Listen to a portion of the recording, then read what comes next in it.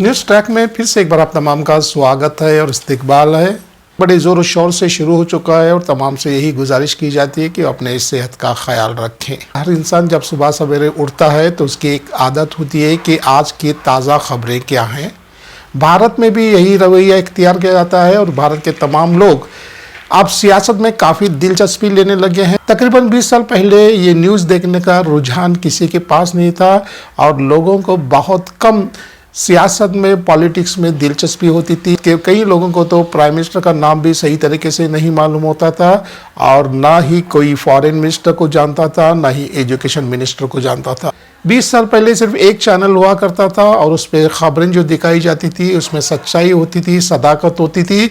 लेकिन अब ज़माना बदल चुका है और नए टेक्नोलॉजी के साथ कई चैनल्स अब उभर कर आए हैं।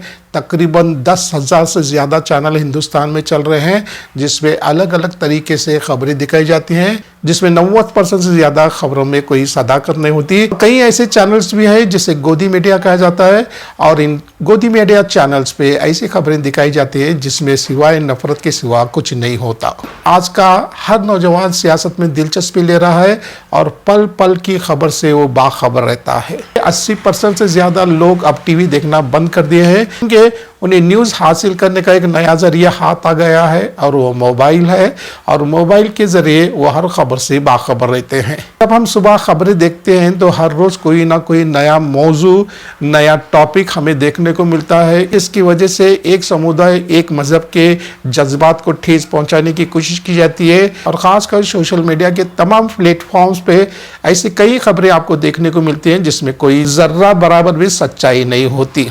भारत एक ऐसा देश है जहां पे जब आप सुबह उठते हैं तो आपका स्वागत होता है एक नए टॉपिक से। पहले भी कई टॉपिक्स आ चुके हैं जिसमें NRC और CAA मौजूद था। इसके ज़रिए को एक मज़हब के लोगों को डराया धमकाया जाता था।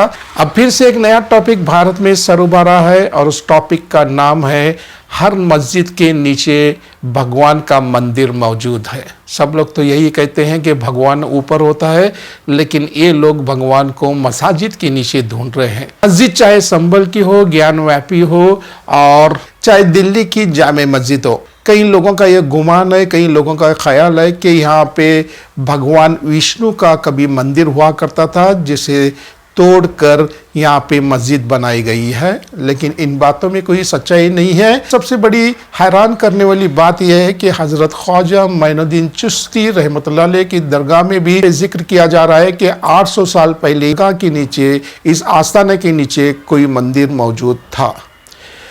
हज़रत ख्वाजा मोइनुद्दीन चिश्ती रहमतुल्लाह अलैह जो इनका आस्थाना 800 साल से यहाँ पे है, इस दौरान कई राजा महाराजा ने उनके आस्थाने पे हाज़िरी ज़रूर दी है और उनके हर उर्स पे वहाँ पे चादर भेजी जाती थी। आज भी 1947 के बाद जितने भी हुक्मरान आए उन्होंने हर साल अपनी तरफ से हज़रत ख्वाजा मोइनुद्दीन चिश्ती रहमतुल्लाह अलैह की दरगाह पे चादर ज़रूर भेजी है। हज़रत ख्वाजा मोइनुद्दीन चिश्ती रहमतुल्लाह अलैह के आस्थाने पे आने वालों में सबसे ज़्यादा तादाद गैर मुस्लिम की है और 70% से ज़्यादा यहाँ आने वालों की तादाद में गैर मुस्लिम होते हैं। यहाँ पे तिजारत के लिए दुकानें खुली गई हैं, इसमें सबसे ज़्यादा दुकानें यानी 40% से ज़्यादा दुकानें गैर मुस्लिम्स के हैं। ख्वाजा मोइनुद्दीन चिश्ती सबके दिल में किस तरह से बसे हुए हैं और सबके दिल में उनका एहतराम है।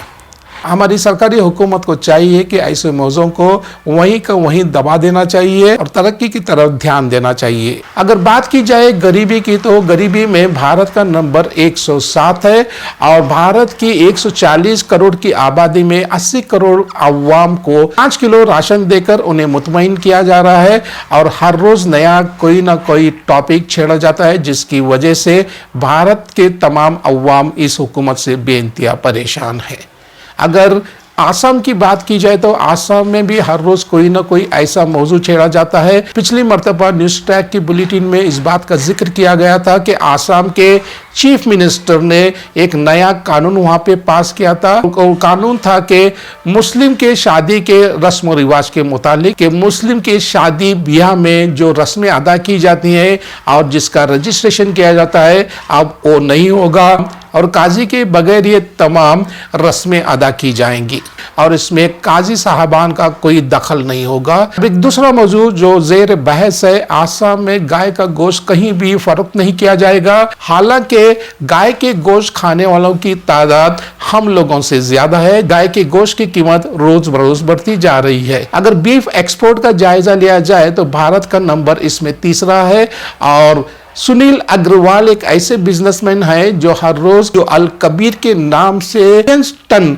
गाय का गोश्त बैरूनी ममालिक को एक्सपोर्ट करते हैं। लेकिन ऐसे कई मौजू हैं जिसपे हमारी हुकूमत ध्यान नहीं देती। जो भगवान को मसाजिद और दरगाहों के नीचे ढूंढा जा रहा है ये बिल्कुल गलत है और हुकूमत को चाहिए कि ऐसे टॉपिक्स पे ब्रेक लगा दिया जाए। ऐसे टॉपिक्स को बंद कर देंगे तो तमाम के लिए बेहतर होगा। हालांकि पिछली मर्तबा केदारनाथ मंदिर से 340 किलो का सोना गायब हो गया था, लेकिन किसी भी न्यूज़ चैनल ने इस पे कोई तबसरा नहीं किया और ना ही उन्होंने कोई डिबेट किया। अगर आप न्यूज़ चैनल देखते हैं तो हमारी यही गुजारिश है कि आप न्यूज़ चैनल देखना छोड़ दें, क्योंकि इन न्यूज़ चैनल्स पे सिवाय नफरत के सिवा कुछ नहीं होता। नया मौजू जो जेर बहस है वो वक्फ बोर्ड की जायदाद का।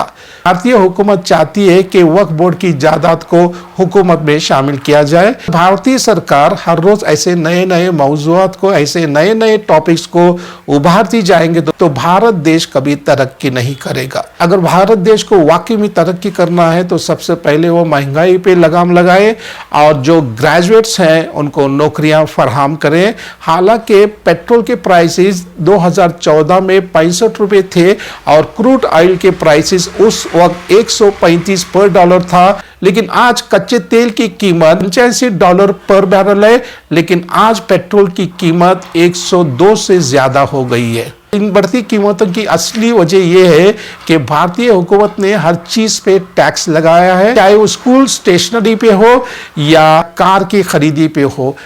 हर चीज पे इतना टैक्स लगाया है कि एक आम आदमी का जीना अब बहुत ही मुश्किल हो गया है। अगर हम किसी रेस्टोरेंट में खाना खाते हैं या रिफ्रेशमेंट लेते हैं तो हमें 2 टैक्सेस अदा करने पड़ते हैं। एक जीएसटी का अलग टैक्स होता है, एक स्टेट का अलग टैक्स होता है और देश की तरक्की में एक दूसरे का साथ निभाएं, यही हमारी ख्वाहिश है, यही हमारा मंशा है और यही हमारा इरादा है। न्यूज़ ट्रैक में खबरों का सिलसिला जारी है और हम उम्मीद करते हैं कि हमारा न्यूज़ ट्रैक आपको पसंद आ रहा होगा। आप इसे बराए करम लाइक, शेयर और सब्सक्राइब करें। फिर से एक बार आपसे मुलाकात होगी। आप अपना ख्याल रखें। तब तक के लिए खुदा हाफिज।